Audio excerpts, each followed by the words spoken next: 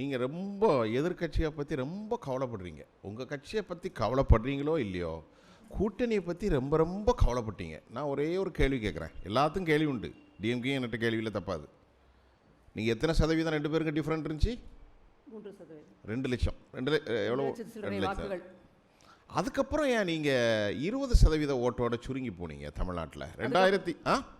2021க்கும் 26க்கும் நடுவில் சட்டமன்ற தேர்தல் ஏதாவது வந்ததா நடுவர் அவர்களே? எப்போ வந்தது நமக்கு தெரியாம? எங்களுக்கு தெரியாம எப்போ வந்ததுன்னு தெரியல. இல்ல சட்டமன்றத்தில் இல்ல.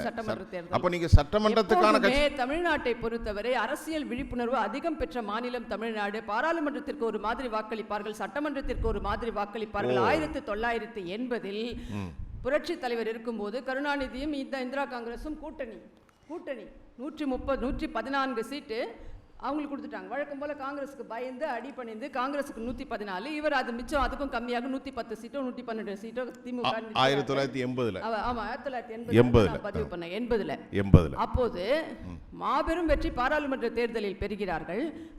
ஒரு சில மாதங்களிலேயே 1-2 மாதங்களில் வரக்கூடிய சட்டமன்ற தேர்தலில் புரட்சி தலைவர் மாபெரும் வெற்றி பெற்று மீண்டும் சட்டமன்றத்தில் தமிழ்நாட்டில் ஆட்சி அமைக்கிறார்.